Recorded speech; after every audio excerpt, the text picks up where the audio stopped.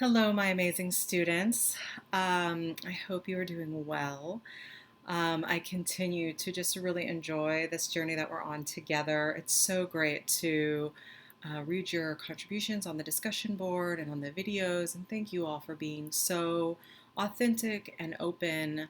I know some of you have had difficult stretches, and I just want to congratulate you for continuing to grow and to commit to that process and to being in school and to dreaming of a better future for you and for your family if you have one. So I just wanted to take a moment to say that. I want you to know that I do read your contributions. And I do think of you all and pray for you all and obviously cheerlead for you all. So, with that being said, we're starting chapter 9. And as you know, chapter 9 is about motivation, stress, and emotion. And there is a lot of material, as I'm sure you know if you've read the chapter. As always, I will not be able to do it its full justice. So I have chosen the parts that I feel like I want to highlight, the parts that I think will be most helpful for you moving forward in your lives, and also the parts that will be helpful to you on the next exam, which is in 2 weeks. So, without further ado, let's kind of hop in. So, motivation, the book says, is starting, directing, or continuing activities which meet our physical or psychological needs or wants. So, I think that is pretty straightforward. The book gives the great example of hunger and just kind of, this idea that we have these primal motivations. We are motivated to find food when we're hungry. I kind of think of a weekend morning when maybe I'm cozy in bed, getting to sleep in, and I'm laying there for a while, maybe reading something, or just enjoying the relaxation, maybe doing a mindfulness exercise, and just thinking, oh, I'm just going to stay in bed for as long as possible. But then my stomach starts to rumble. And I start to feel hungry. And I think, oh, but I'll just stay here cozy a little bit longer. But then the hunger starts to get a little bit louder. And it starts to really let me know that it is time for food. And even though I don't really want to get up, and even though I might postpone a little bit longer, eventually the hunger will motivate me to get my booty out of bed, to find some food, to prepare some food. Yeah, hunger eventually is going to get me out of my bed into the kitchen to meet that hunger need. Hunger is a strong primal motivator. The book goes on to talk about the difference between extrinsic motivation and intrinsic motivation. I'm guessing just by hearing the words, you probably have an idea of the difference between the two. Extrinsic motivators are external. Things that are going to motivate us outside of ourselves. So these are rewards for doing something good, or avoidance of something unpleasant. If this sounds familiar, it is, yeah, it's reinforcement. Those positive and negative reinforcements. That's a huge part of extrinsic motivation. And so, let's use the example of going to a job, right? When we go to a job every day, whether we like it or don't like it, there are some extrinsic motivators, right? Those extrinsic motivators are we need to get a paycheck so that we can pay our rent, so that we can buy food, so that we can buy the necessities for living. And so going to a job every day has external rewards. And so we go, even on the days we may not want to go, because we want those external rewards. Intrinsic motivation is those things within us, those internal motivators. And so the rewards tied to extrinsic motivation are going to be internal. So if we use the same example of going to a job, in addition to some of those external motivators and or rewards, some of us may do jobs more for our internal satisfaction, a sense of achievement, fulfilling a passion or a calling, doing something that kind of lines up with our values. So, so using the example of a job, we have external motivators and we have internal motivators. So we have extrinsic motivation and we have intrinsic motivation. Using the example of a job, probably most of us have a bit of both, if we're honest. And I think that is true of a lot of things that we do. And so the book transitions to talking about McClelland. And McClelland had some interesting theories of motivation, which I tend to agree with. And so what he said is that there's a couple of different ways that we are motivated. And I think he's talking about kind of our primary motivation for doing the things that we do. So some of us are motivated by affiliation. And what this means is most of the things that we do are for connection, for acceptance. And so that is one way that we are motivated, by affiliation. Some of us are motivated by power. And what that means is most of the things we do are to have control over situations, over other people. We want status, we want prestige. And so power is another primary motivator. And then some of us are motivated by achievement. And what that means is that we are most motivated by doing things that meet our goals, by overcoming challenges. And our success is measured by meeting these challenges and having that sense of achievement more so than amassing wealth or prestige or status. Now, sometimes those who are motivated by achievement will also have that prestige, the wealth, the influence, but that is not their primary motivator. So, my question for you is, what motivates you? When you're really honest with yourself and you ask yourself, why do I do the things that I do? What's the answer? Do I want affiliation? Do I want power? Do I want achievement? Tell me in the comments section. Try to be as honest as possible. But what motivates you? What is your primary motivator? The book transitions then to talking about locus of control. And I think this is probably one of the most important indicators of success in life is our locus of control. So there are two. There is an internal locus of control, which says, I control my destiny. And then there is an external locus of control, which says that my destiny is out of my control. So you can understand how one of those might be preferable to the other. This also goes back a little bit to humanistic theory, right? We talked about Carl Rogers a little bit in chapter 1 and how he really believed from his point of view that a lot of human success and human drive was within our control and that we decided our outcome. So someone with an internal locus of control, those are the people who are taking lemons and making lemonade, who believe that even if you are given a bad hand, that you have the power to change that at any time, any place, any circumstances, you can decide to change the course of your life if you are unhappy or unsatisfied.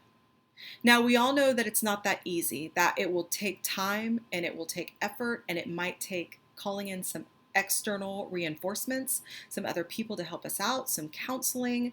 But an internal locus of control says, I will do all of those things, and I will do what it takes to fulfill my goals and dreams. Someone with an external locus of control tends to be a victim of circumstance. So someone or something else determines our path in life.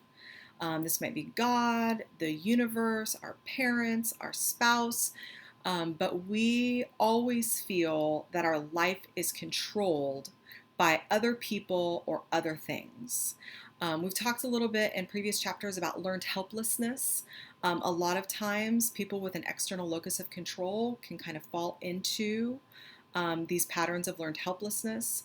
And a lot of times people with an external locus of control can get stuck. And if you don't believe that you have the power to get unstuck, you can see how that could become really problematic. And so my challenge for you is to really think about your current locus of control. What is your frame around your life? What do you believe about your personal power to change your circumstances? If you're not sure, perhaps it's time to spend some time thinking about it. And again, if you need to ask for help, there is nothing wrong with asking for help. So no one should have to live stuck, right? So there's your encouragement for today. Let's talk a little bit about Maslow's hierarchy of needs, right? This is a big part of this chapter. And I've talked about golden standards within the field of psychology kind of throughout our journey together. Maslow's hierarchy is definitely one of those golden standards by which those of us in the field assess client motivation and potential obstacles to growth. So this is really important. And I think the premise here is that if our basic needs are not being met, then it's going to be very difficult for us to achieve higher levels of functioning. Okay? So let's walk through Maslow's hierarchy just to get a little bit more of a feel for it. And you will be seeing Maslow's hierarchy ongoing in our journey. So this is something really important to pay attention to. So Maslow would say that kind of the first goal in the hierarchy of needs is physiological. So we need to make sure that our physiological needs are being met. This is the basics. This is water, this is food, this is shelter. And there is an understanding that without these basic necessities, it'll be really difficult for us to find motivation to pursue other levels. Okay? Then his next level is safety needs. Right? We need to feel safe. We need to feel ensured that we are not in danger. We need to not be living in that fight or flight mode all the time. Because if we are, it's really difficult, if not impossible, to focus attention on anything else. If we are constantly feeling unsafe, we're going to be consumed by that. And we're going to have very few emotional resources left over to pursue any other things, right? Any of our other needs. Okay? Next, Maslow talks about our needs for love and belonging.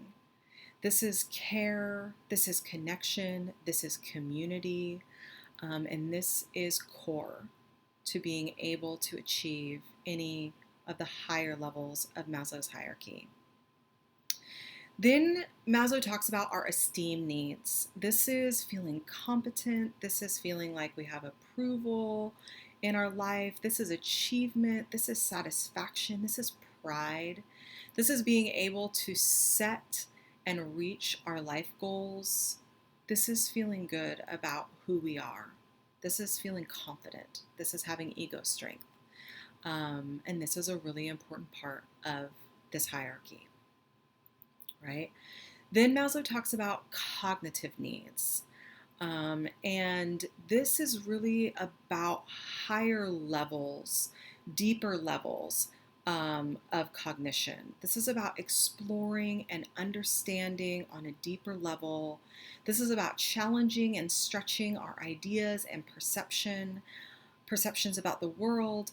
And being able to do this requires a lot of maturity, emotional resources, and if these previous levels are just not being met, this is going to be very difficult to do. Next, Maslow talks about our aesthetic needs.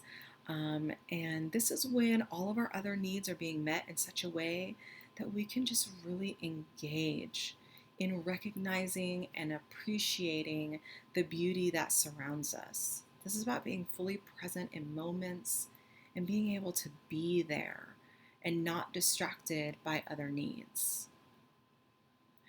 Then finally, we have kind of Maslow's epitome of human functioning, and this is what he calls self-actualization.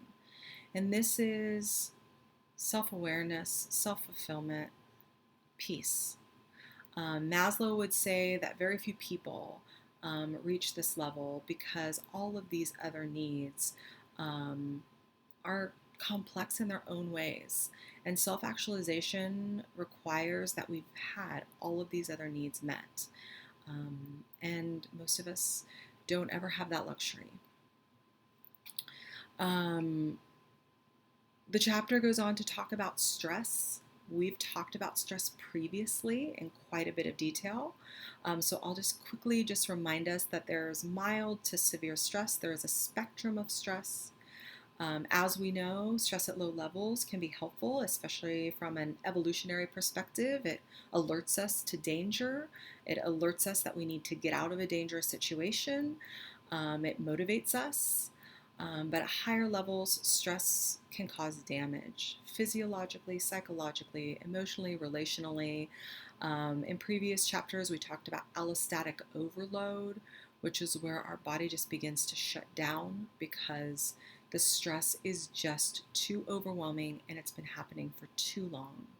And so it is important that we make it a priority to keep an eye on stress and make sure that we are taking care of ourselves.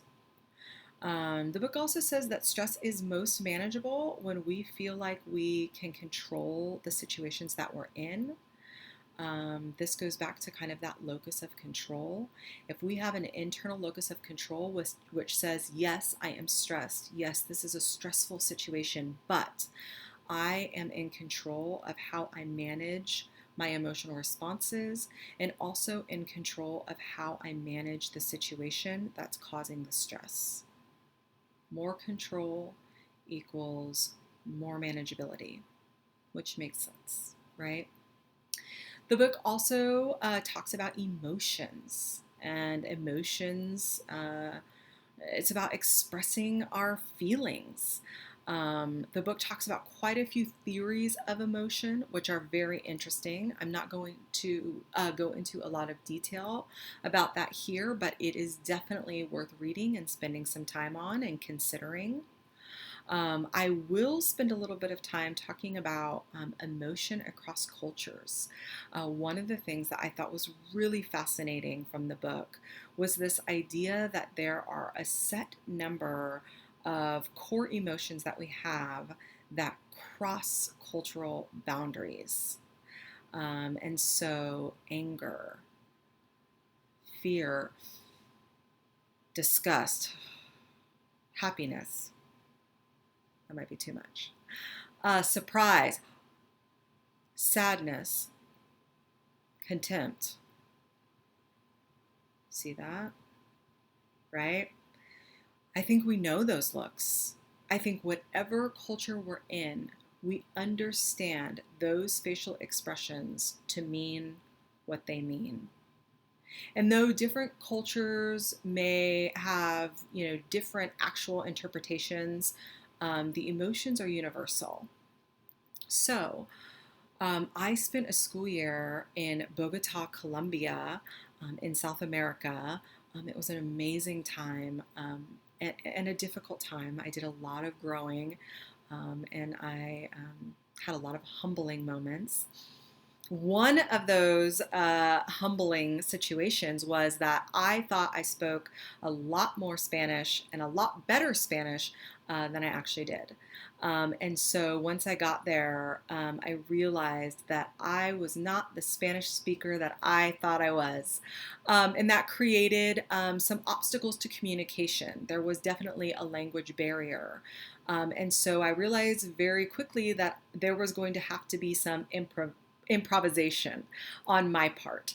And so I used a lot of facial expressions. I used my limited Spanish and a lot of facial expressions to communicate with people. I did a lot of smiling. Um, and yeah, that was great. I felt connections to people just by smiling and using my limited Spanish.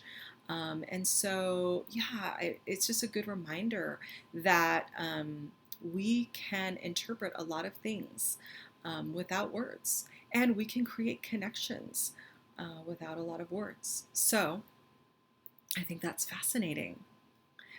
Anger, fear, disgust, happiness, surprise, sadness, contempt. I couldn't help but recognize, I don't know if I've told you this yet, so here's a disclosure. My family, we're huge Disney nerds. We love everything Disney, Disneyland, Disney movies. So as I was looking through that list again, I couldn't help but be reminded of the movie Inside Out. Is that what it's called?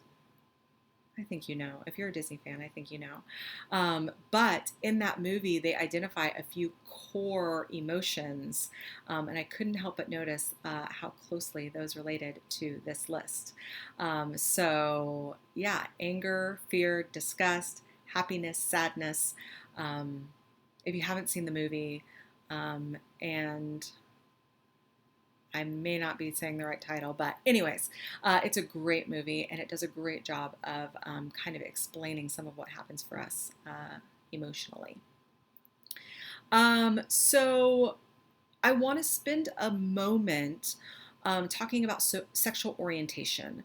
The book does a really good job of covering this, and I just want to spend a moment on it as well, as I think it's important, often misunderstood, and definitely in our current society, something that I think we could all do a better job of offering some time to consider and some compassion. We tend to want to make it black and white, and it's more complex than that. Especially for those who do not prescribe to a traditional sexuality. And so, yeah, take some time with this. The book identifies a few different sexual orientations for our consideration. There's heterosexual, homosexual, bisexual, asexual. I think you all probably know what each of those sexualities entails, but if you don't, spend a little bit more time looking into it. There are definitely increasing conversations being had in the field as we understand more about sexual orientation. Conversations about biological influences as well as environmental influences. Conversations about whether there's a choice involved in sexual orientation in all cases, and whether that matters. There's definitely some ongoing research, really interesting research about the effects of stress in the womb on sexual orientation, epimarks, antibodies that affect the Y chromosomes. And so all of this is just really interesting, and it's worth our time and consideration. Some of us may have very strong views on this issue, and so I would say to you, pause, put your strong view aside for a moment, and just really spend some time thinking about this and considering this research that's being done. I have had a lot of education over the years. I have some dear friends who are gay, who I adore, and they have provided me with a great education.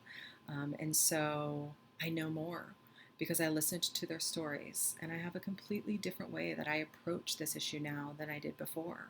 It's completely changed my perspective.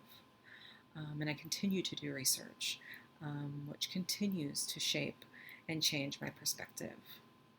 It was also fascinating. Last semester, I had some students in my classes who were, I think, homosexual and bisexual, and they were brave enough to talk about their experiences and to share that with their classmates. And there were some really, really great and tender and authentic moments that came out of some of those conversations.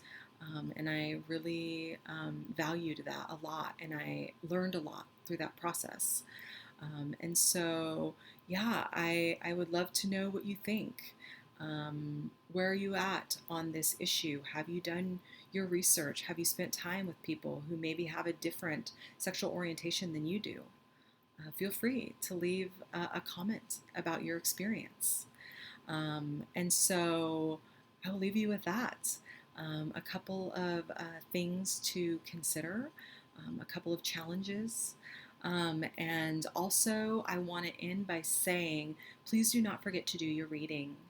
Again, I can tell in your contributions, but also your projects and your quiz scores, who's reading and who's not reading. And I will tell you, you have 3 exams for this course.